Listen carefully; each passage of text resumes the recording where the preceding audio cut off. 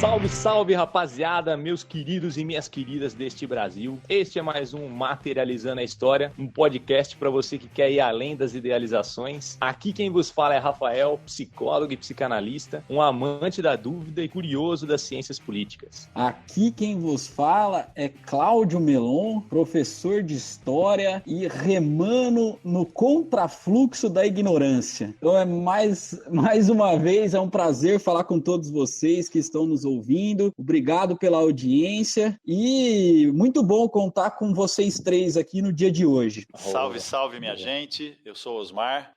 Não tenho o bordãozinho pronto que nem a galera, mas uma aluna minha me convenceu a me auto-intitular como a gatinha comunista. Então é isso aí, tamo junto. Sensacional. E hoje, meus queridos, estamos com um convidado especialíssimo. Quem nos brinda hoje com o privilégio desse debate é ninguém mais, ninguém menos, Plínio de Arruda Sampaio Júnior. Ele que é professor livre docente do Instituto de Economia da Unicamp, militante histórico do PT e do PSOL, partido no qual ele é filiado hoje, autor de diversos livros na área de economia e história econômica no Brasil, dentre eles Entre a Nação e a Barbárie, Dilemas do Capitalismo Dependente, pela editora Vozes, e Crônica de uma Crise Anunciada, Crítica à Economia Política de Lula e Dilma, pela editora Amarante. Ele também é editor da plataforma Contrapoder. Seja muito bem-vindo, Plínio. Bom dia, prazer conversar com o pessoal do Materializando a História. É muito importante mesmo a gente fazer uma conversa boa em torno da ideia de que a história ela é sempre uma passagem,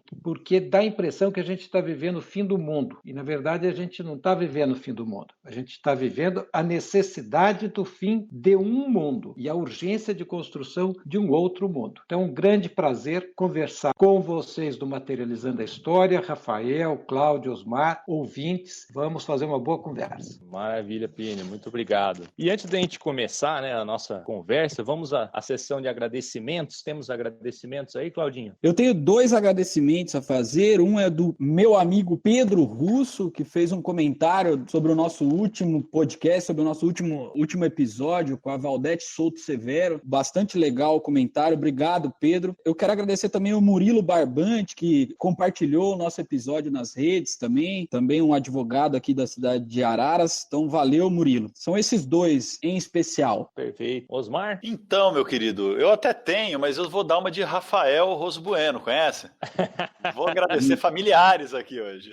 Boa, por que não? Porque eu tenho notado que a minha irmã, nesse período de quarentena, em que ela está absolutamente isolada, porque ela vai brindar a nossa família com o primeiro neto dos meus pais, o primeiro sobrinho da história da minha vida, ela tá lá, firme e forte, ouvindo, materializando e compartilhando tudo que a gente publica. Então, Karina, muito obrigado, um beijo para você. E também pro pessoal, né, os alunos, os ex-alunos, os amigos que têm acompanhado, têm compartilhado e têm repercutido o nosso debate aqui, têm caído na nossa farsa intelectual e nos dado a honra de estar junto com a gente. Valeu, gente, vocês são sensacionais. Maravilha. Os meus agradecimentos são para todo mundo aí que está ajudando a compartilhar, que está contribuindo aí com o podcast. Eu tenho um agradecimento especial ao Lucas Maior, que é um parceiro aí de leituras e de debates, que inclusive enviou algumas perguntas aqui para o debate da gente. O Lucas, valeu, Lucas. E vamos pro toque da caixinha, Claudinho. Quem quiser ajudar aí o podcast, como é que faz? Conhecer a gente na rede? Boa, muito bom.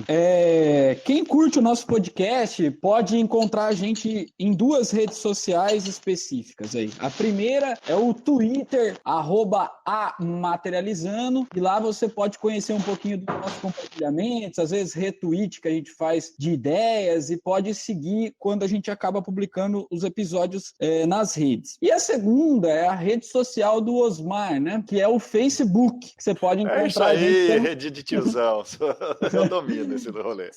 Que você pode encontrar o Materializando a História também, só digitar lá na caixinha de busca, Materializando a História, e você pode curtir e compartilhar nossos episódios também. Sem contar também que eles podem encontrar a gente nas redes sociais. Eu queria também indicar aqui, Rafa, você já disse no início, né, um blog, um site aí, que o Plínio é editor-chefe, que é o Contrapoder, que é uma ferramenta político-programática e que visa auxiliar a criação de um programa social socialista para os trabalhadores brasileiros, você pode acessar www.contrapoder.net. Acho que depois o Plininho pode falar um pouquinho mais também do site. E por fim, antes de eu passar a palavra para ele, se ele quiser complementar, quem gosta muito do nosso podcast e acha essencial e tem condições financeiras de ajudar a gente a levar essa maravilhosa palavra revolucionária para os 4 cantos do mundo, você pode acessar a nossa caixinha coletiva aí, que é o apoia.se/materializando a história. E a partir de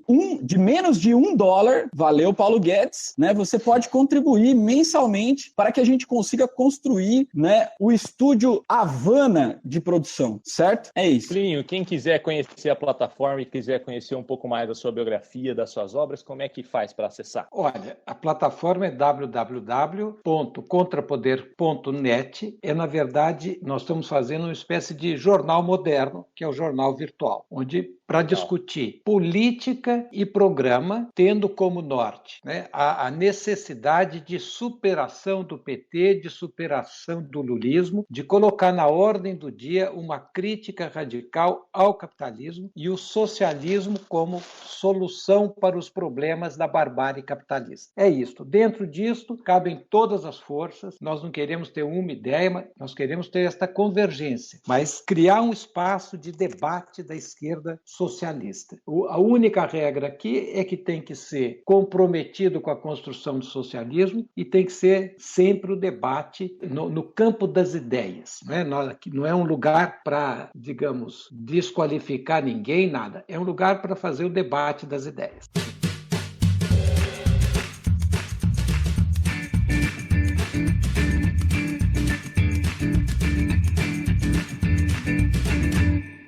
Bom, pessoal, e hoje vamos debater várias questões, mais especificamente assim, a conjuntura econômica, né, do Brasil e do mundo nessa pandemia. E para montar assim, a pergunta, a clássica pergunta disparadora que a gente faz no nosso podcast, eu andei lendo algumas coisas, achei interessante. Estava lendo uma coletânea de artigos, que inclusive acho que o Cláudio indicou em algum podcast passado, talvez no penúltimo, se não me engano, que é o livro Coronavírus, é um conjunto de artigos, né? Chama Coronavírus e Luta de Classes. E um dos textos que me chamou a atenção, que é do David Harvey, que é um geógrafo marxista lá dos Estados Unidos, ele comenta que a crise, né, que a pandemia trouxe, reativou uma certa concepção animista sobre o capitalismo. Animismo nada mais é do que você atribuir a entidades não humanas características psicológicas ou espirituais, né? Seria como eu dizer assim, se o meu celular travar, espero que não trave nesta gravação, seria como se eu dizer que o meu celular está bravo comigo. É uma maneira de expressar essa insatisfação, mas não é propriamente que o celular tem esses atributos de humor que façam ele estar bravo ou feliz, enfim. Pois bem, aí nesse artigo, o Harvey diz que a crise tem reativado esse animismo, né? E ele nota isso como as mídias de massa recorrentemente usam expressões como o mercado está agitado ou a bolsa de valores está ficando nervosa e etc. E partindo dessa breve anedota, eu gostaria de citar aqui uma das falas de um dos empresários, mega empresários, que algumas semanas atrás foram de meio de supetão lá no STF, juntamente com o Paulo Guedes e o Jair Bolsonaro, falar com o Dias Toffoli, o presidente do STF, acerca de preocupações que eles tinham com o impacto que o isolamento social devido à pandemia tem trazido à iniciativa privada. Inclusive, alguns deles comparavam a situação da indústria aos efeitos que a Covid-19 pode ter no corpo humano. Eu vou citar uma fala em específico para a gente encaminhar para a pergunta, que é a fala do Sinésio Batista, que ele comentou neste encontro. Ele é empresário representante do setor de brinquedos, o que acaba sendo até meio irônico, diga-se de passagem, falando da preocupação de algumas empresas falirem. Ele diz o seguinte, vou abrir aspas, o Sinésio Batista: meu coração está batendo a 40, não consigo retomar. Funcionários caem tudo de novo na nossa folha. E aí, o inimigo lá fora, que é meu adversário comercial, está prontinho para suprir o mercado interno. E aí aí haverá mortes de CNPJ, fecha aspas. Então, partindo dessa introdução, Plininho, pensando assim a economia brasileira, você que é economista, o que há de verdade e o que há de mentira acerca dessa aparente contradição entre manter o isolamento social e poupar vidas ou flexibilizar o isolamento para poupar a economia e o emprego? Bom, a burguesia colocou essa contradição, né, entre pandemia e economia. E o Bolsonaro leva essa contradição ao paroxismo. Na verdade, a primeira questão que a gente tem que ter claro é que nós estamos vivendo uma crise capitalista profunda, provavelmente a maior crise da história do capitalismo. Então, a economia está num mergulho depressivo no mundo inteiro. E o impacto da crise sobre a América Latina e sobre o Brasil em particular será particularmente duro. Então, a ideia de que você consiga fazer o nível de atividade, manter uma normalidade no momento em que nós estamos vivendo, é um absoluto delírio. Quem examina um pouco o problema da economia sabe, primeiro, que não vai ter nenhuma solução para a economia antes de se resolver o problema da pandemia. Então, a prioridade número 1, mesmo do ponto de vista meramente econômico, seria um erro, porque a prioridade tem que ser sempre a vida, mas mesmo se eu pensasse de um ponto de vista estritamente da lógica do capital, ainda assim a prioridade tem que ser o combate à pandemia. O combate à pandemia não é um processo simples, como imagina um discurso muito primitivo que propõe como solução para a pandemia o darwinismo sanitário. A gente protege os ricos, manda a classe média, os informados e os ricos para o refúgio, joga a população para fazer imunização em rebanho, então estaríamos com o problema da pandemia resolvido e aí normaliza rapidamente a economia. Essa é uma ideia completamente delirante. E, na verdade, ela reflete o imediatismo e o ultra-egoísmo de uma burguesia que é tão primitiva que ela corre o risco de quebrar todos os nexos sociais com as outras classes sociais e se suicidar, porque não tem pé nem cabeça isso. Na verdade, a pandemia é uma doença complexa, ninguém entende bem como funciona o vírus. Enquanto não houver vacina, o problema não está resolvido. Enquanto não houver um tratamento minimamente eficiente, o problema não está resolvido.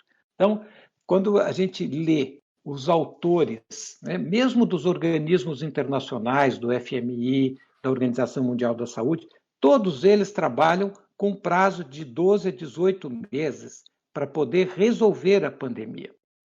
O voluntarismo do Bolsonaro de querer resolver a pandemia no grito só prolonga o problema, porque a solução da pandemia supõe planejamento, coordenação, ações em etapas, É um processo extraordinariamente complexo.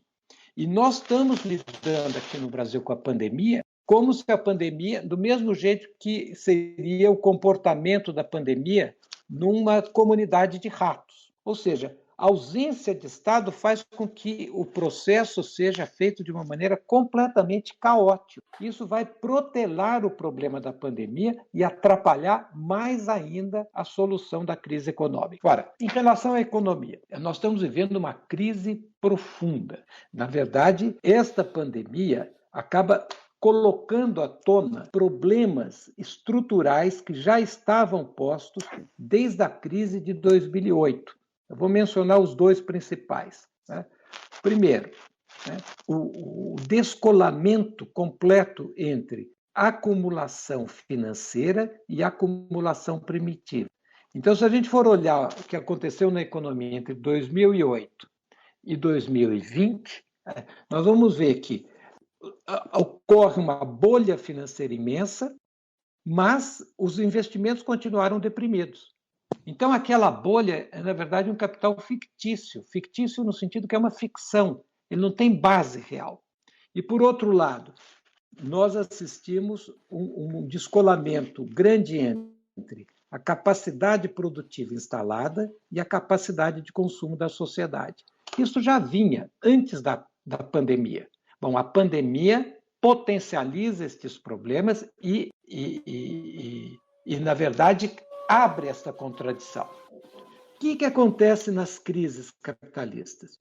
O Marx, ele dizia o seguinte, que na crise vai acontecer a luta de vida ou morte entre o velho e o novo. O capitalismo tem a capacidade de transformar a crise, que é um limite à valorização do capital, em barreira. Então, ele supera as crises. Mas como é que ele supera as crises? Supera as crises transformando as forças produtivas, as relações de produção, o padrão de intervenção do Estado na economia, a divisão internacional do trabalho, enfim. O capitalismo supera a crise redefinindo a sua sociabilidade. Mas, para fazer isso, ele tem que queimar capital velho, capital obsoleto. E isso é a destruição de capital. Isso está posto, isso é da natureza da crise. Isso é da natureza não do vírus, mas do mercado, da lógica de funcionamento do mercado. Então, a causa dessa crise profunda é a crise capitalista. Enquanto isso não for resolvido, a economia vai ficar deprimida, em recessão. E ele nem começará a ser resolvido antes de uma solução para a pandemia. Então, na verdade, a política do governo brasileiro é uma não política. Na verdade, é uma maneira do governo não se responsabilizar pelas suas atribuições. Ou seja, nós vamos enfrentar a pandemia sem políticas públicas e enfrentar a economia sem políticas anticíclicas. Resultado, aqui a pandemia virá em dobro e a recessão virá em dobro. Essa é a política do governo Bolsonaro. E esse é o chamado custo Bolsonaro, que pode ser medido quantitativamente em número de mortos e em número de desempregados que nós vamos ter no Brasil em breve. Perfeito. Muito boa explicação, Plínio, de introdução ao nosso debate. Há algum tempo a gente vem debatendo aqui, né, a partir do desencadeamento do isolamento e tal, que parece haver no nosso país um bate-cabeça da burguesia brasileira. Eu acho que ela não é homogênea, parece, né? Parece que existe uma burguesia que está ao lado do Bolsonaro, que é uma burguesia parecida com a burguesia da Idade Média, sabe? Que é anticientífica, que é uma burguesia que tem ainda os seus pilares travados em um aspecto bastante conservador, vamos dizer assim, de desenvolvimento social. E uma outra burguesia que parece que está mais ao lado do João Dória, vamos dizer assim, né? Do João Dória, Luciano Huck e toda essa turma, que é uma burguesia mais antenada no desenvolvimento científico, né? Mais mundializada, mais vinculada aos meios digitais, aos meios informativos. E aí, eu queria perguntar para você se essa análise que a gente fez ela é uma análise verdadeira, se existe um bate-cabeça mesmo nesse exato momento na burguesia brasileira. E a segunda pergunta para complementar uma dessas burguesias, se essa análise for verdadeira, né, ela, a partir dessa reestruturação capitalista, ela está pronta para morrer? Boas questões, né? Eu acho o seguinte, existe a burguesia e existem os agentes políticos da burguesia, né? Então vamos primeiro, ou seja, nenhum agente político da burguesia vai fazer uma política que seja antagônica com os interesses da burguesia. Se fizer, a burguesia dá um peteleco e tira, né? É o que aconteceu com a Dilma. Ela serviu a burguesia um tempão. Assim que a Dilma ficou desfuncional para o capital, o capital simplesmente se mobiliza e deu uma peteleca e sai. Com isso, eu estou querendo dizer o seguinte: primeiro, vamos ver qual é a política da burguesia. A burguesia brasileira é uma burguesia hipócrita, né? e que que organiza a acumulação de capital e o seu poder, tendo como pilar um regime de classes típico de segregação social. Então, para entender o Brasil, nós temos que entender a segregação social, né? Uma sociedade cindida entre dois mundos, né? O mundo dos de cima, dos de baixo, dos ricos, dos pobres, dos negros e dos brancos, né? São dois mundos distintos, né? E é muito fácil a gente entender isso, né? Aqui no Brasil é assim: tudo que é bom é para 1% da população, e tudo que é ruim vai para o conjunto da população. Bom, isso funciona em tudo, e funciona também na política sanitária brasileira. Então, aparentemente, né, quando a gente vê, por exemplo, aquele conflito que aconteceu entre o Mandetta e o Bolsonaro, a impressão que dá, assim, na aparência, é que existem duas políticas, né, e que eles se confrontam, né, a do Mandetta e a do Bolsonaro. Eu tenho a impressão que é uma política só, que é a política da burguesia, que tem dois operadores, e que há um conflito entre eles. Primeiro, conflito da pequena política, para ver quem vai ter o bônus e o ônus das políticas, e também um conflito em relação à posição de cada um e como é que cada um calibra as políticas. Mas, na verdade, é uma política só, que é uma política de genocídio sanitário, cuja essência consiste naquilo que a gente até já conversou, que é: o Mandetta falava para as classes médias para cima e para os trabalhadores mais organizados e informados. E o que ele dizia? Cuidem-se, o vírus é para valer, não é brincadeira, não. Vocês vão e se escondam.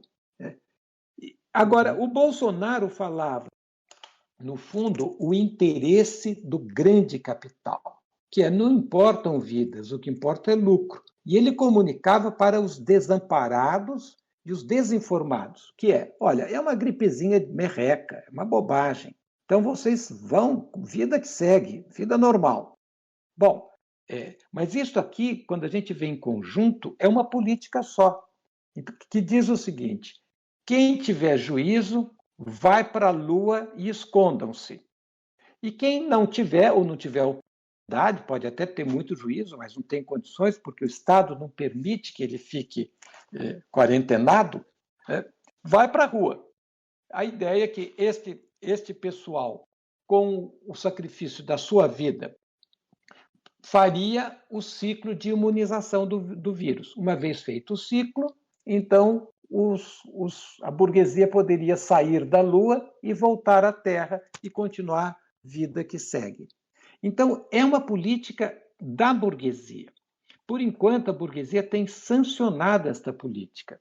Por exemplo, na semana passada, o presidente da XP, que é um pirata que ficou rico do dia para a noite, deu uma declaração onde ele verbaliza o que eu acabei de falar. Ele diz: olha, para a classe média para cima, o problema já foi resolvido. Agora vamos fazer negócio. Tem muitas oportunidades de negócio. Quando a gente pega, por exemplo, a propaganda do Bradesco na televisão, eles dizem o quê? Aguenta firme, vai passar. Como assim aguenta firme e vai passar? Não tem política de Estado, não tem nenhuma proteção. Quem aguenta firme? Aguenta firme quem tem poupança, quem tem condições de se proteger. Porque o outro, como é que ele vai ficar firme se o vírus vem e liquida a capacidade do pulmão dele de respirar? Então, a nossa burguesia é uma burguesia hipócrita. Dentro desta hipocrisia, o Bolsonaro está funcionando como uma espécie de boi de piranha, né? Ele é boi de piranha, porque eles vão ensaiar com o Bolsonaro. Dependendo de como evoluir, jogam toda a culpa no Bolsonaro e alçam o Mandetta, o Dória, o Moro, como agora sim, estes representariam a burguesia ilustrada. Então, na verdade, eu acho que existe, claro, uma guerra fratricida na pequena política, para ver quem controla o Estado e os grandes negócios do Estado, né? Quem ganha o direito de ser o representante da burguesia na alta cúpula do Estado. Esta briga de foice sempre foi, e agora está mais pesada ainda.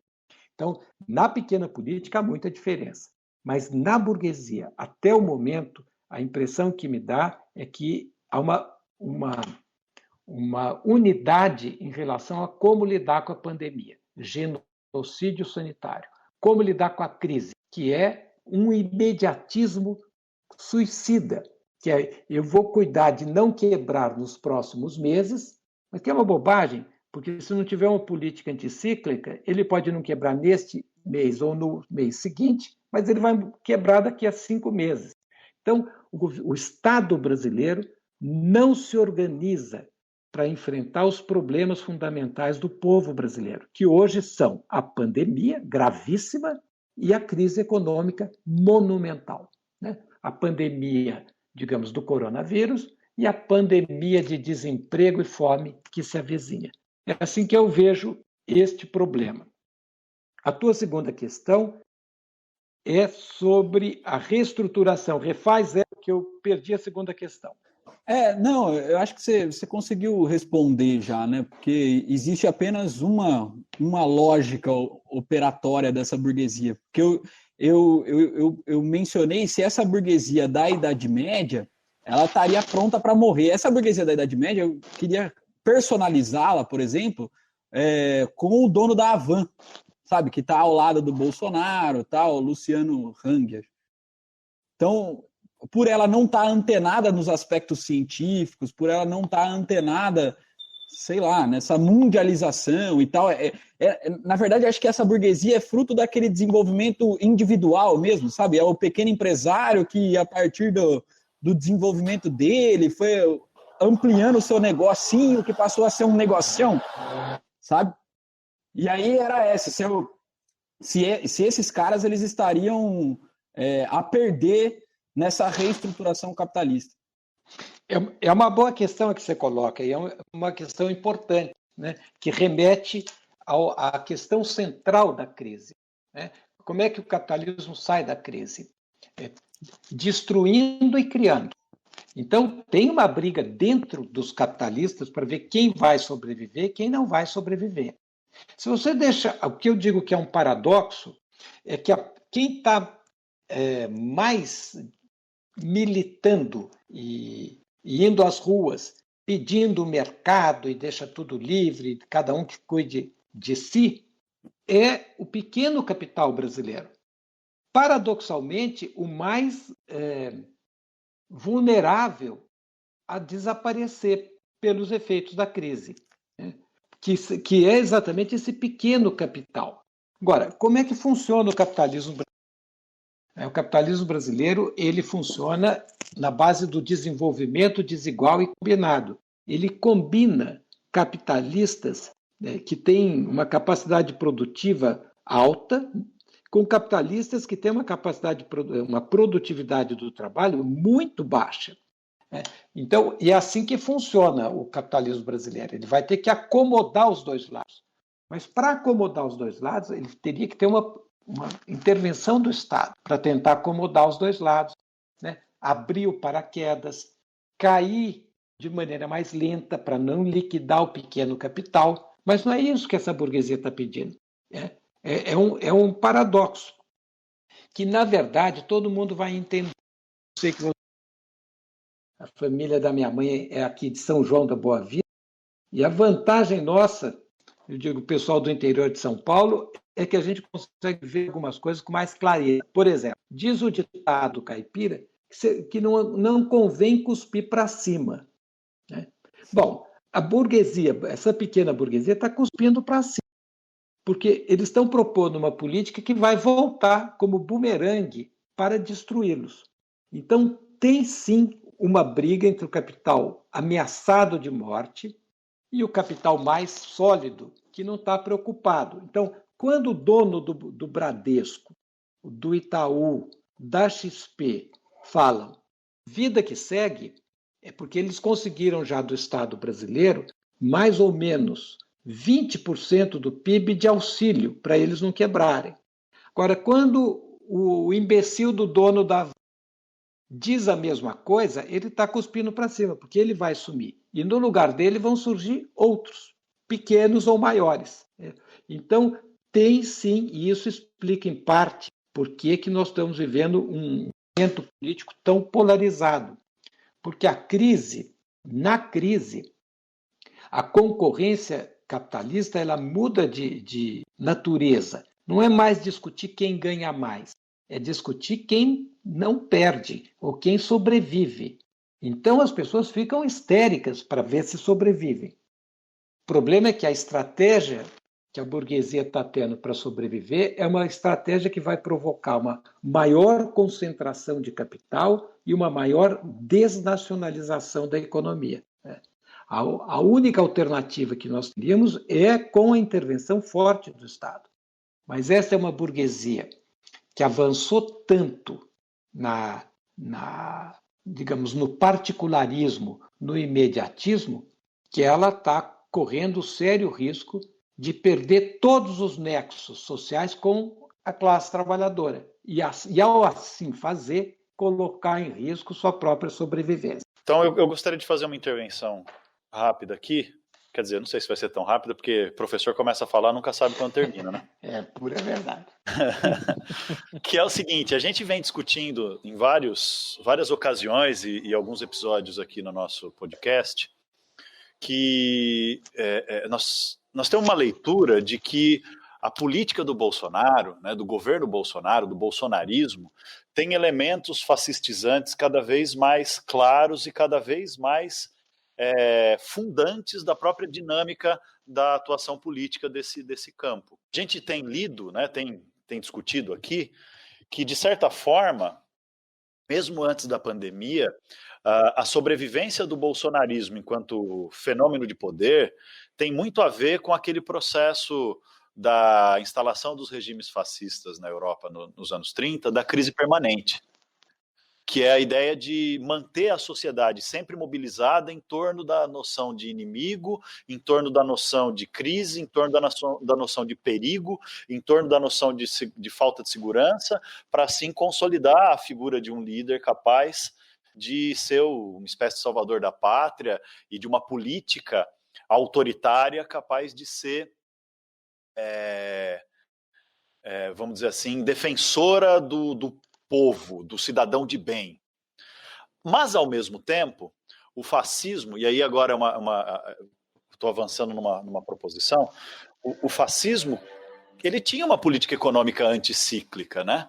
Baseada no militarismo, baseada no expansionismo, na guerra e não sei o quê, né? na tomada de capital da mão, por exemplo, o nazismo da burguesia judaica e etc., mas o nazismo tinha uma política econômica anticíclica na medida em que ela tirou o liberalismo econômico do seu trono e a burguesia aceitou perder os anéis para não perder os dedos, e aí criou uma política de Estado, de planejamento econômico, de certa forma, centralizado, e uma política de Estado de controle sobre o fluxo do capital, para assim conseguir, de certa forma, combater a crise e gerar uma impressão de estabilização econômica e de prosperidade social.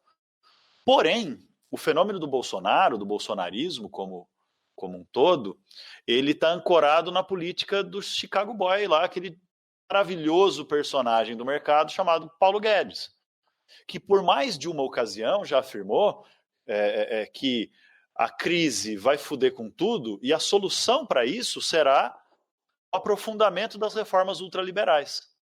Por mais de uma vez ele diz que só vai ser possível para o Brasil sair da crise se a gente mantiver o regime de rigidez fiscal, fazer outras reformas, sei lá, reforma tributária, enfim, outras reformas que aumentem ainda mais a falta de capacidade do Estado de intervir na situação econômica e a liberalização da economia pelo viés do mercado, como se o mercado fosse essa entidade mágica que é capaz de solucionar todos os problemas.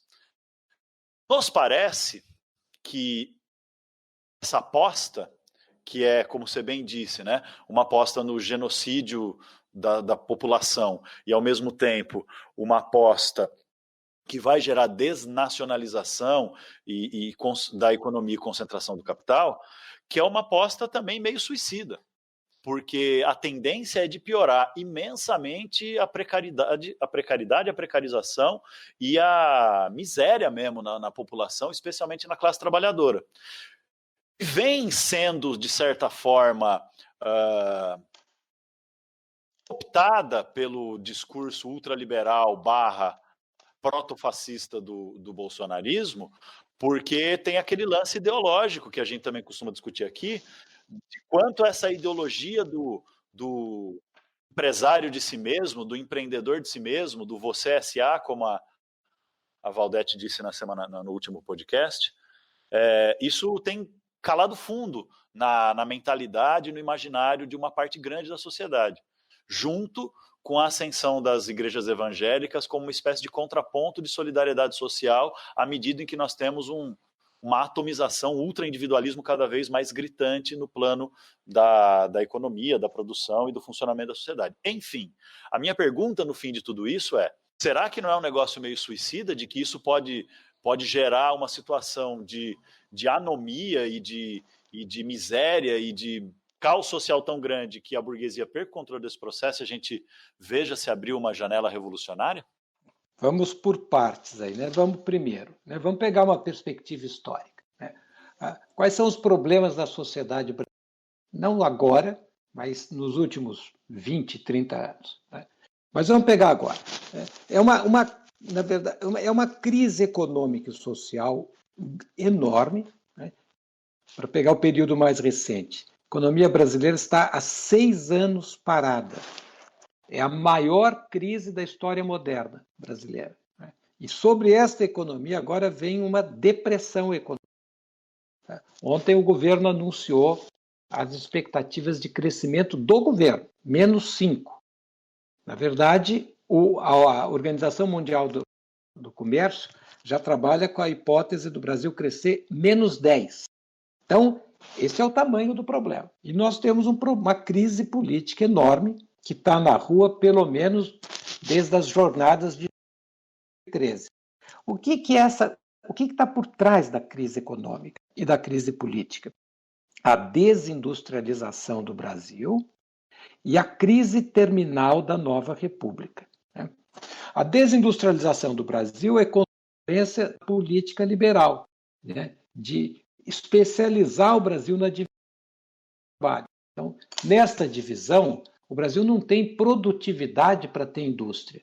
Então, nós vamos para o chamado agronegócio. E tem uma propaganda que diz que agro é pop. Pode até ser pop para o dono da fazenda e para quem comercializa o produto, mas não faz respirador, não faz mar, ou seja, não faz o que é essencial para a população brasileira poder viver bem. E a crise da nova república, ela é o resultado de uma Constituição que não conseguiu cumprir o que ela prometeu, porque a chamada Constituição Cidadã, ela promete a Suíça em 20 anos, mas entrega para 85% o Haiti. E isso vai às ruas em junho de 2013, quando a moçada vai com a cartilha, com a Constituição debaixo do braço, cobrando políticas sociais padrão FIFA. Bom, então esses são os problemas grandes do Brasil, agora agravados pelo problema monumental da pandemia.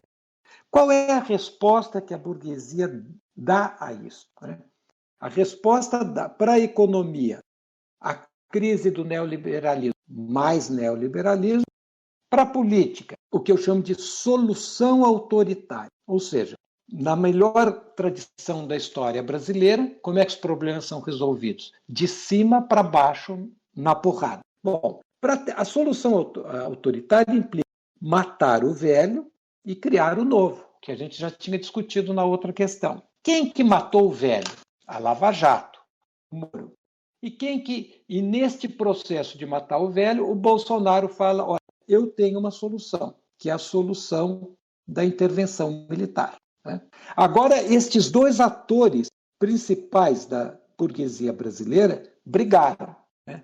O que há por trás desta briga? Para ver qual é o caráter da solução autoritária. O Bolsonaro, ele propõe a solução do chefe supremo, né? Vocês lembram ele explicando a briga com o Moro? Ele falou: olha, o Moro não entende que eu sou o chefe supremo.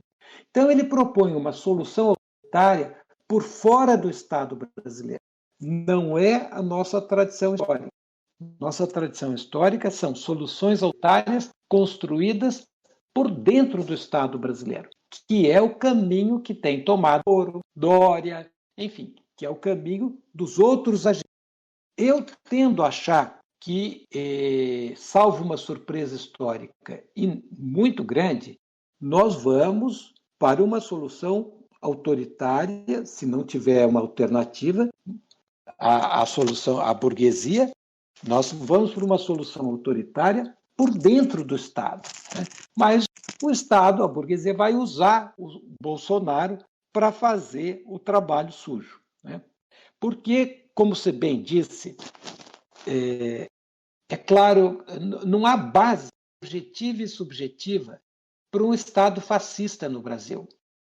Isso não quer dizer que o Bolsonaro não se aproprie, não instrumentalize aspectos fascistas, perigosíssimos, sem dúvida nenhuma.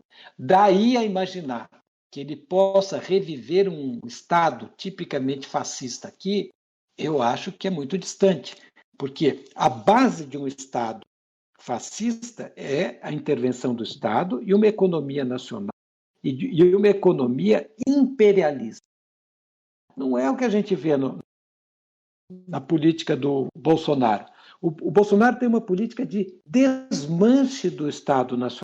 É o oposto do que fez o Mussolini e do que fez o Hitler. Ele tem uma política de desnacionalização da economia. Né? No fundo, é Estados Unidos acima de tudo e os negócios acima de todos. Né? Então, não é o que eles fizeram. E não é uma política de conquista de outros mercados, né? Imperialista. É uma política, na verdade, de rendição incondicional ao imperialismo e ao capital internacional. Então, as semelhanças com o fascismo, na verdade, camuflam um personagem que, na verdade, tem mais a ver com o capitão do mato, que a burguesia convoca em momentos de rebelião dos escravos para fazer a repressão. Essa é a missão histórica do Bolsonaro, na minha opinião. Por quê? Quando a gente olha o Brasil finalizar em perspectiva histórica, nós temos que entender o seguinte: para onde está indo o Brasil? Se a gente for pensar assim, tira tudo que é aleatório e vamos ver o que é essencial. O que está acontecendo com a economia, com a sociedade, enfim, com o Estado, com a cultura brasileira? Nós estamos passando por um processo de reversão neocolonial, pela destruição do arremedo de Estado nacional construído ao longo da história brasileira. Isso, com o Bolsonaro, virou política de Estado. Qual é a lógica do Bolsonaro? É o desmanche do Estado.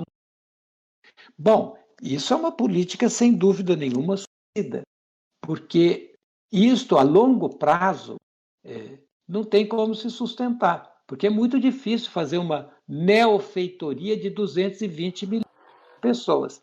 Então, nós entramos num período de muita turbulência política, convulsão social, e na verdade, isto reflete a falta de um projeto nacional da burguesia.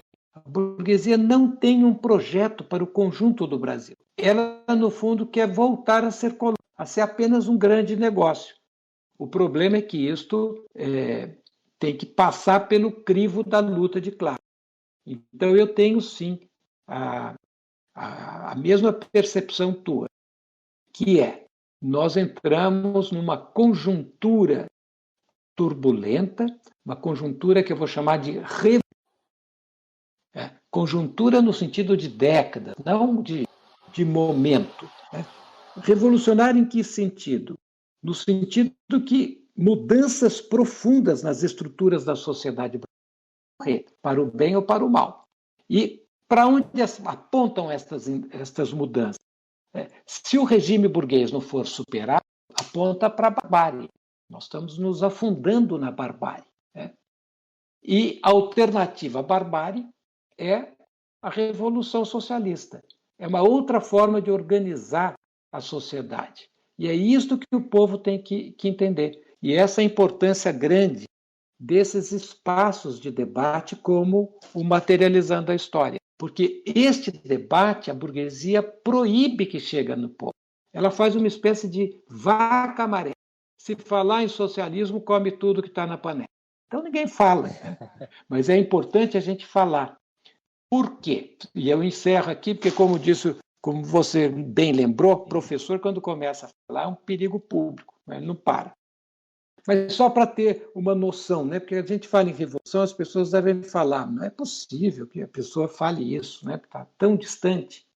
Mas vamos pensar na barreira de Brumadinho. Quantas décadas ela acumulou resíduos? Foi acumulando. E aquele resíduo foi pressionando a parede da barreira. Até que, em um determinado momento, ela provocou uma fissura na parede, digamos, 0,5 centímetro, 1 centímetro. Bom, e aí, com o tempo, aquele resíduo acabou desaguando. É assim que é a sociedade brasileira. Nós estamos acumulando 500 anos de história mal resolvida. Não resolvemos o problema da segregação social, do racismo estrutural, do machismo estrutural, da dependência, do colonialismo. Bom, tudo isto está aflorando. E qualquer fissura no padrão de dominação abre a possibilidade de mudanças profundas. E são essas as mudanças que podem abrir a possibilidade de superação da barbárie. Porque neste caminho que nós vamos nos afundar na... Ô Plínio, eu gostei muito dessa explanação final que você colocou, e pensando nessa questão da alternativa socialista, e também um pouco com a resposta que você deu à pergunta do Cláudio inicialmente, eu achei interessante quando você colocou assim que uma das categorias, né, que mais se queixam do isolamento social é o pequeno comerciante, o pequeno empresário, vamos colocar assim, né?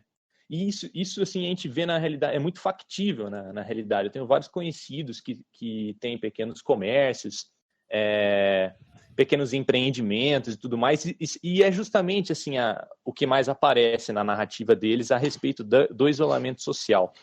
A minha pergunta é meio que de via dupla, né? Depois eu vou especificar mais, mas eu gostaria de iniciar assim, pensando quanto categoria de classe social mesmo, né? Porque esse pequeno comerciante, esse cara que possivelmente está até nos ouvindo aí, a luta diária dele se assemelha em alguns momentos assim com as dificuldades que a classe trabalhadora tem. Do ponto de vista estrutural de classes, em que posição a pequena burguesia, ou o pequeno comerciante, como ele estava dizendo assim, o empreendedor individual, ele se coloca do ponto de vista assim, do capital e do trabalho? De que lado que ele pende? Assim? Porque a gente vê que e muitas vezes a esquerda às vezes não tem um programa específico para esse nicho, né, para essa classe, essa fatia da sociedade. E, assim, pelo menos na minha percepção, às vezes parece que eles têm mais anseios que, embora muitas vezes eles não identifiquem dessa maneira, mas eles têm mais anseios que se apresentam próximos de anseios da classe trabalhadora, da força de trabalho, do que propriamente do grande capital. Em que lugar ela se situa? Ô, Rafa, só me deixa complementar aí também, que eu tinha essa mesma perspectiva. É interessante analisar, porque essa galera que você especificou, ela vem se ampliando no Brasil, né? Principalmente por conta do setor de serviços que aumenta cada vez mais no nosso país. E acho que isso que você falou, que a esquerda não tem um projeto bem definido para eles, é verdade, né? Porque essa galera tende mais àquilo que compreende a vida material e econômica dele, que é a individualização. Sim, e cai bastante num discurso liberalizante, muito próximo do Partido Novo, por exemplo, do PSDB, sabe? É uma coisa assim. Sim. Eu gostaria que o Plinio desse essa estruturada aí. Bom... Depois eu tenho uma outra questão só, mas manda ver. Não, eu acho o seguinte, né? Para entender o Brasil, nós temos que entender, na minha opinião, qual é a marca central da sociedade brasileira, que é a segregação social, né? Esse abismo que existe entre o andar de cima e o andar de baixo, né? Os brancos e os negros, os ricos e os pobres. Bom, Isso vai marcar a formação das classes sociais no Brasil. Vai marcar a formação da burguesia, a formação dos trabalhadores. Então, em que sentido? No sentido que a nossa burguesia é muito heterogênea, né? Ela combina plutocrata muito rico, sei lá, o dono do Bradesco, e o pequeno comerciante. É tudo o grande burguês e o pequeno burguês, eles acabam se unindo de maneira monolítica em defesa dos privilégios aberrantes que caracterizam a sociedade brasileira. E também vai marcar a classe trabalhadora, né? Porque a classe trabalhadora vai ser cindida entre, vou fazer uma distinção simples aqui, né? Entre os com direito, que estão sindicalizados, que estão, digamos, integrados em políticas públicas, e os completamente desamparados, os sem direitos, os informais, né? Os que estão largados à própria sorte. Bom, agora o neoliberalismo inventou que este largado à própria sorte, ele é uma espécie de aspas, empreendedor. Eu gostei muito do que vocês mencionaram aí, da entrevista passada, que é o Você S.A.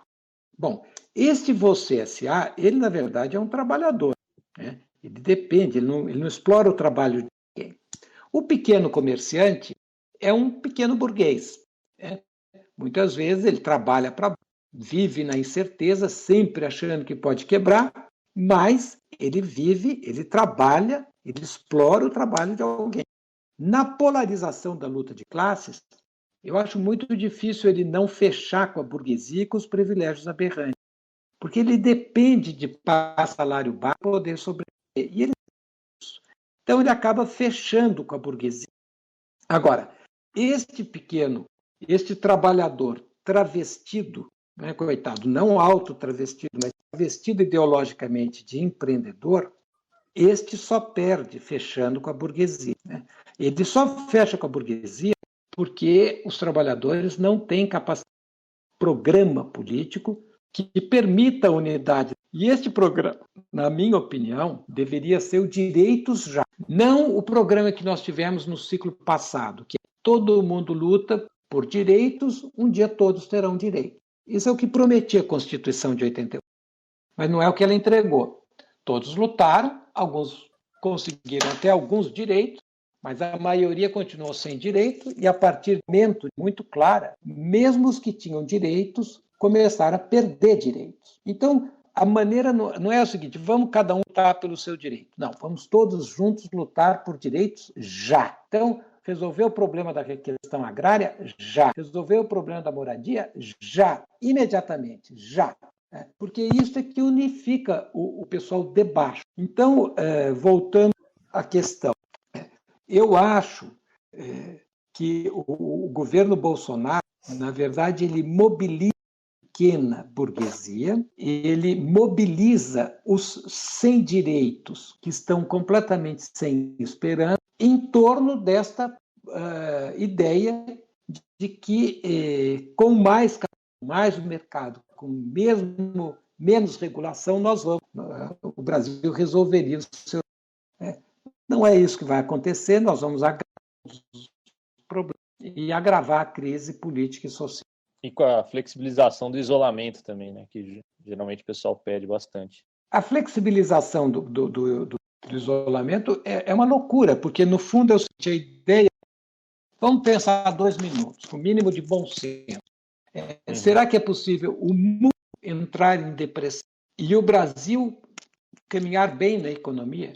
É uma burrice completa imaginar que saindo rápido do isolamento, nós recuperamos a economia. Ao contrário, saindo rápido do isolamento, nós transformamos a pandemia numa pandemia de ratos, que vai se aumentar a mortandade e prolongar no tempo. Então, é uma política completamente irresponsável e suicida. Agora, você diz, mas se é assim, por que ela existe?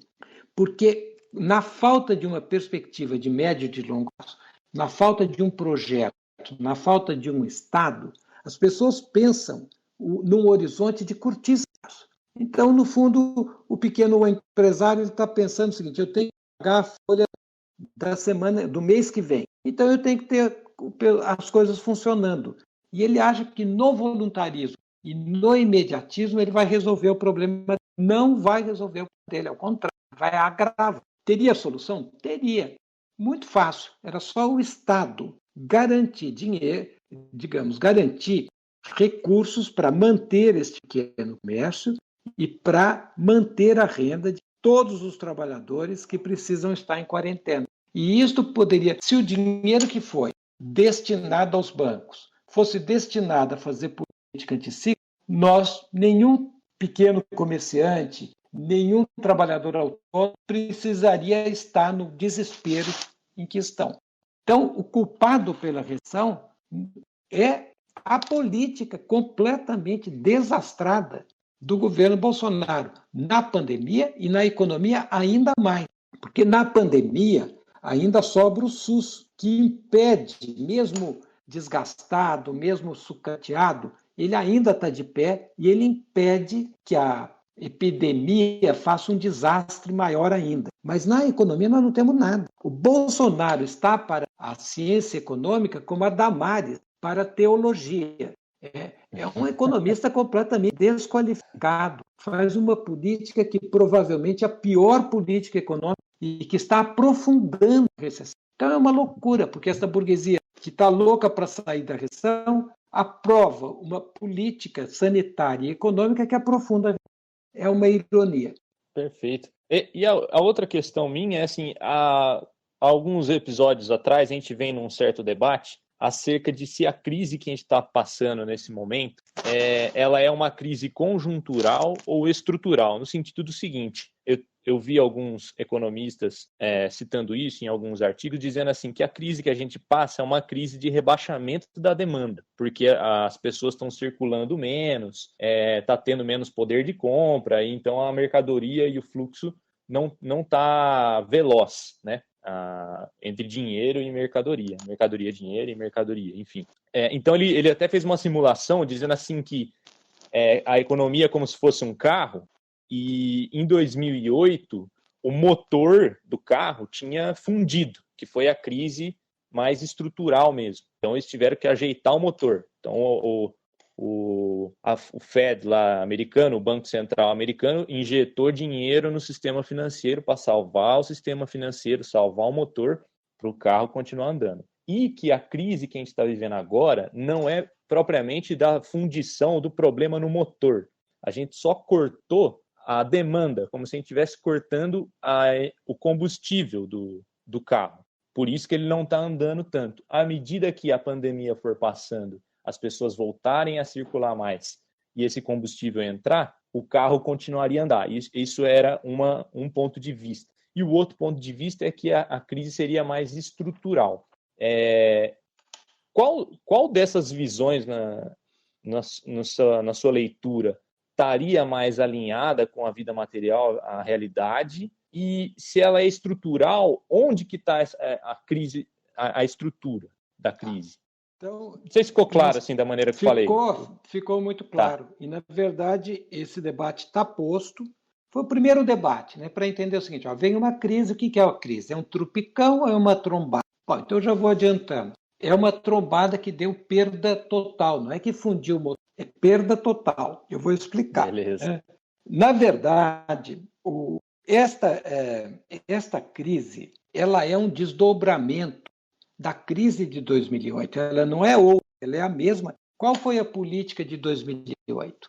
Foi de administrar a crise, socializando o prejuízo. No que consiste administrar a crise? A crise tem que destruir o velho e criar o novo. Mas se eu bloqueio a destruição do velho, eu prolongo a crise. Como se fosse uma digestão, uma indigestão. A pessoa tem que digerir aquilo, senão ele... Bom, o capital absoluto que surge na crise de 2008 e que tinha que ser destruído, não foi destruído. Ele será destruído agora, por esta crise monumental. Então, essa metáfora do carro fundido é um absurdo, mas como nós estamos num período em que tem gente que acha que a Terra é plana, Isso também pode ser aplicado à economia. Cada bobagem pode ser falada do jeito que a pessoa quiser. Esta o terraplanismo crise aqui, econômico. ela desorganiza o sistema produtivo, porque a reação, um dos movimentos de reação à crise de 2008 é seguro velho, mas começa a aparecer um novo ainda incipiente, né? Porque o velho não abre espaço para aparecer um novo. Este novo, nas forças produtivas, assumiu a forma de desenvolvimento de cadeias de valor, que é você fraciona o processo produtivo, vê aonde que é melhor cada parte deste processo e você organiza as forças produtivas em escala mundial. Bom, a pandemia coloca este modelo em questão. Então, não é que é um problema só de demanda agregada, é um problema, primeiro, monumental, né, que, de acordo com o FMI, Banco Mundial, OMC, todos os economistas, menos o Guedes, vai durar de 12 a 18, na melhor das hipóteses. Então, não é uma pequena tombo, é um tombo gigantesco. Segundo, a crise desorganiza o sistema produtivo e coloca na ordem do dia a necessidade de uma reorganização profunda do sistema capitalista mundial e da ordem econômica. Não, a crise ocorre num período de falta de coordenação entre os países. No anterior se criou o G20, todo mundo lembra. Agora não, é cada um por si, Deus para todos, para resolver uma crise sanitária e econômica que é global. Então eu não consigo entender de onde esse cidadão consegue imaginar que isso é um tropicão. Isso é um embuste para enganar bobo e ignorante. Né? A crise é uma crise estrutural. O que tem por trás da crise estrutural em última instância? Né? Porque isso é um debate que mereceria só todo um programa nosso aqui. Mas a questão fundamental é, nós temos uma lógica que é global, maior mobilidade, organização mundial das forças produtivas. Então, este é o horizonte do capital. Mas nós temos uma sociedade, formações sociais que estão ancoradas em espaço econômico nacional. E esta discrepância entre a lógica global do capital e o caráter nacional da organização econômica e social de cada sociedade é isto que está em questão. Né? E isto, na verdade, reflete um problema gravíssimo. Nós estamos vivendo um capitalismo que já não consegue mais resolver as próprias contradições. É um capitalismo que tampa um buraco, cavando um buraco ainda. Então, onde é que aparece a crise estrutural? Aparece, por exemplo, na crise ambiental. Bom, o que é a crise estrutural? Qual é a essência da crise estrutural? A crise estrutural ela decorre do acirramento da contradição que existe entre uma lógica de capital que se orienta pelo mercado mundial e uma lógica de reprodução das relações de produção que se orienta pelo Estado nacional. Então, a diferença é, o capital se organiza mundialmente, ele tem uma mobilidade extranacional, ele organiza forças produtivas extranacionais, mas a reprodução da relação assalariada, a defesa da propriedade, as políticas são ancoradas em espaços nacionais. Né? E esta crise agrava isto, e a pandemia, então, explicita esta contradição. E a solução desta contradição passa por uma reorganização do sistema capitalista mundial e por uma mudança profunda na ordem econômica internacional. Esta é o horizonte da solução da crise por dentro da ordem burguesa. Né? Bom, é claro que isso é um processo de luta de classes e sempre abre a brecha de uma solução para além do capital, que é a única solução capaz de dar um horizonte civilizatório para a humanidade no pé em que nós estamos. Né? Porque nós estamos vivendo um capitalismo em descenso. Houve uma época em que o capitalismo combinava acumulação de capital e aumento do nível tradicional de vida dos trabalhadores. De maneira desigual, de maneira sem eliminar a exploração, mas de alguma maneira o capital ganhava dinheiro e as condições materiais de vida do cidadão, do trabalhador, aumentava. Agora não.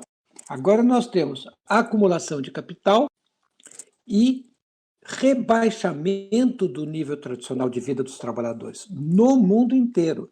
E aqui no Brasil, em ritmo neocolonial. Né? Porque, no fundo, para esta economia mais rebaixada na divisão internacional do trabalho, como é a economia brasileira, corresponderá um trabalho neo-escravo, um trabalho sem direitos, sem políticas públicas, sem aposentadoria. Então, é este o capitalismo real, e é dentro deste capitalismo que surge a crise. Né? E como vale em todas as áreas, esse é um capitalismo que tampa um buraco, cavando um buraco maior ainda.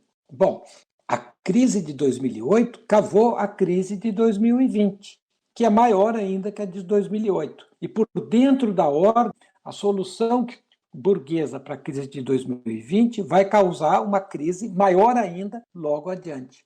Ou seja, existe a necessidade histórica de superar o modo de produção e o modo de vida capitalista. E isto tem que ser colocado para a população brasileira. Então eu volto àquela ideia da vaca amarela. A burguesia não quer. A burguesia quer defender a ideia do fim da história, da naturalização da história. Né? A história termina no capitalismo. Mas quem trabalha com a perspectiva do materializando a história quer, na verdade, mostrar que existe sim alternativas e que elas devem ser construídas. Então, nós temos, digamos, a necessidade de superação do capitalismo está posta, a possibilidade está posta, porque existem forças produtivas, conhecimento para a gente poder organizar a sociedade de uma maneira harmônica com o meio ambiente, de uma maneira que não dependa da exploração do trabalho de ninguém, de uma maneira que seja civilizada. Mas isso tem, para que esta possibilidade de realidade, tem que ter a organização dos trabalhadores. Os trabalhadores têm que ter consciência do que está acontecendo, e consciência do que pode acontecer e organização para mudar. Eu acho que esse é o grande desafio que está posto para poder enfrentar os problemas da crise do capitalismo. Plínio, é muito bom ver o seu diagnóstico da perspectiva econômica e social da crise, né? Porque traz, de certa forma, uma esperança. É claro que a curto prazo é desastroso o que a gente vai assistir, porque a gente vai ver um genocídio acontecendo por conta do coronavírus. Está cada vez mais claro por conta dos recordes de mortalidade que a gente tem por conta do vírus. Mas parece que no meio dessa crise, como todas, né, há um caminho alternativo que possa ser construído. E aí me incomoda um tanto quanto, né, Plínio, muitos parlamentares da esquerda comemorarem vitórias, que muitas vezes nem são vitórias, mas a partir do ponto de vista institucional. Então, se a gente vê aí, se a gente pegar o Facebook, as redes sociais desses grandes parlamentares aí da esquerda, a gente vem assistindo aí, cada dia uma vitória diferente, mas materialmente, a vida do trabalhador é uma desgraça. Como que você pode encontrar uma vitória com 880 mortes durante um dia, durante 24 horas? Né? Então, acho que existe esse contrassenso dessa turma que está dentro da institucionalidade e que parece que ela foi corroída por esse ar da institucionalidade. Então, a pergunta que eu queria fazer para você, Plínio, é a seguinte: quais são as tarefas da esquerda socialista, da esquerda fora da ordem, da esquerda que não está institucionalizada? Porque a gente sabe que tem muita gente boa aí, né? Que tenta construir um caminho, como a gente tenta fazer aqui no Materializando História, mas que a gente acaba não encontrando eco nas grandes lideranças. E se essas tarefas, elas realmente, como você disse, podem construir esse caminho alternativo mais solidificado? Bom, a tarefa A principal tarefa da esquerda socialista é criar esperança na desesperança. É, na verdade, matar o velho e construir o novo. E, para isso, eu acho que nós temos 3 tarefas importantes. Primeiro, avançar na organização de uma frente classista anticapitalista, de uma frente de esquerda socialista, aglutinar todas as forças de esquerda contra a ordem, para a gente poder propor mudanças que vão à raiz dos problemas, mudanças estruturais. Segundo, contribuir na auto-organização da classe. A classe vai ter que enfrentar uma pandemia de coronavírus inédita, a maior crise da história do capitalismo, sem o amparo de políticas públicas. Então, ela vai ter que se virar. Nós temos que organizar, ajudar a auto-organização da classe. Primeiro, para cobrar políticas, porque se não cobrar, vai ter menos ainda. E segundo, para organizar a classe que vai ter que enfrentar esses problemas sem políticas públicas. Então, nós temos que estar ao lado da classe, nas lutas concretas da classe. Terceiro, nós temos que protestar, bater panela, fazer campanha de greve de aluguel e de dívida. Trabalhadores não essenciais não têm que ir para o matadouro. Trabalhadores essenciais têm que trabalhar em condições de segurança. Esse é um terceiro vetor. E quarto vetor, nós temos que ter um programa político para o Brasil, disputar o futuro, que na política econômica é enfrentar o problema da dívida externa, enfrentar o problema da dívida externa, mudar a política econômica profundamente, porque a política econômica funciona para os bancos, para os ricos. Então, ela, para funcionar para os pobres, ela tem que ser transformada profundamente. O início disso é suspender o pagamento da dívida pública, centralizar câmbio. E nós temos que ter uma resposta para a crise política. Por que nós não falamos o seguinte? Ao invés de resolver a crise com intervenção militar e reformas liberais, por que não por intervenção popular e direitos já? Porque daí a gente dialoga e apresenta um horizonte para a classe. Eu acho que esses são os desafios imediatos que estão postos para a esquerda socialista. Perfeito. Contemplados aí, meus queridos? Eu estou contemplado. Eu estou muito contemplado também. Contempladíssimo também. Maravilha. Podemos encaminhar para momento doutrinação, Rafael? Momento doutrinação, eu só vou deixar um recadinho para o nosso ouvinte, que a gente teve alguns problemas técnicos, então, infelizmente, algumas perguntas aqui a gente não vai conseguir fazer neste episódio, mas a gente vai estudar a possibilidade de estar fazendo num eventual uma nova conversa com o Plininho, tentar contemplar todo mundo que contribuiu aí com a gente. Beleza? É isso aí. Vamos lá, então, para o momento doutrinação marxista, um momento que a galera espera muito. São indicações culturais, literárias aí, meu caro Plínio, que a gente coloca para o nosso ouvinte que quer aprofundar na temática debatida no episódio. Olha, eu acho que tudo que ajudar a gente a entender o que é a realidade brasileira ajuda a sair da crise, porque os problemas estão na realidade e as possíveis soluções também. Então, como este ano vai completar 100 anos da morte do Florestan Fernandes, eu sugiro, como literatura subversiva, que se montem grupos de estudo para debater o livrinho do Florestan, O que é Revolução.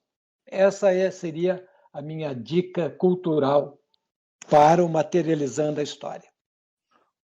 Muito Obrigado. Bom.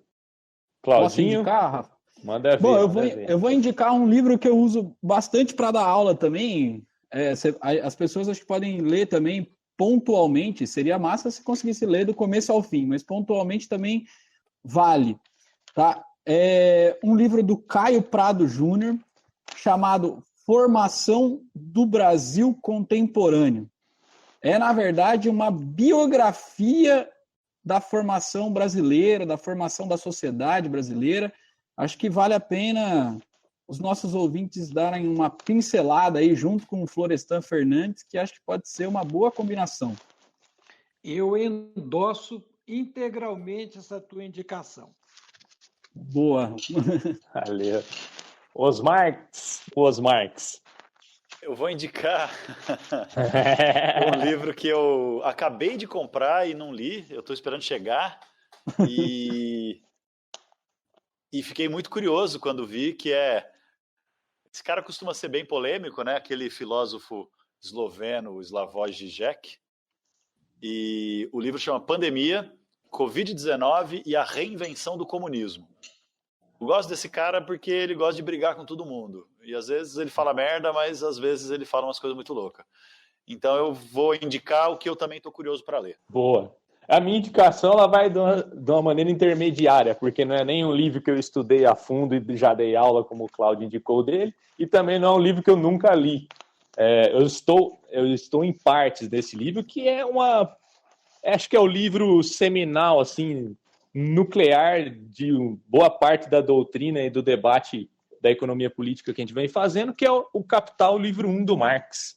Eu acho que eu tô numa aventura aí de fazer um debate com alguns colegas e tal, capítulo a capítulo. O primeiro capítulo é difícil, o segundo é pior, mas depois melhora. Será mas que o é uma leitura melhor ou você aprendeu a ler melhor? Eu não sei, vamos ver. Mas assim, é uma leitura indispensável, assim, é um livro que realmente muda muito na leitura da realidade, é cirúrgico, eu diria que é um livro cirúrgico, são capítulos e espero que o livro, ao concluí-lo, seja tão cirúrgico quanto está sendo agora. A minha indicação é essa. E a gente não pode esquecer, né, do site que o Plínio é editor, que é o contrapoder.net. Então todo mundo aí pode acessar e ver os artigos de boa qualidade. E colaborar com a gente na construção desse mundo alternativo. Né? Com certeza. Dar corpo ao impossível, né? Uhum. Então, pessoal, a gente vai fechando. Queria agradecer novamente o Plínio pela sua participação e ter aceitado o convite, tá, Plínio?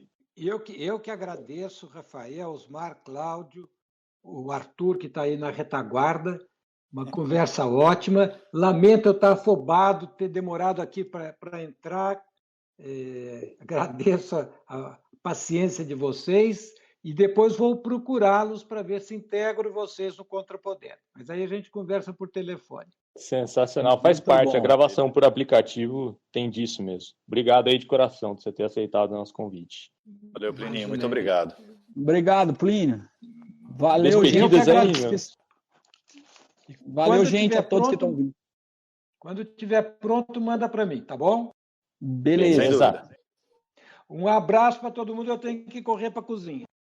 Tá certo. Um abraço. Valeu, Plínio. Abraço. Grande abraço. As considerações finais, hein, meus camaradas? Muito bom, obrigado para todos que estão ouvindo a gente aí. Espero que a gente se encontre em breve.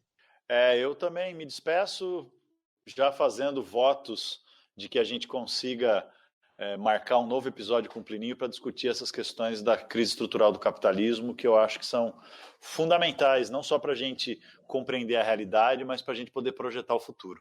Então, obrigado, gente, para quem teve paciência de nos ouvir até agora, para quem acredita nesse nosso projeto. Tamo junto e até breve. Abração. Eu faço dos votos do Osmar os meus também. Agradeço aí a paciência e o carinho de você que escutou a gente até agora. Agradeço profundamente o Arthur também, que dá essa força maravilhosa pra gente. E ficamos por aqui e até o próximo Materializando a História, galera. Nice.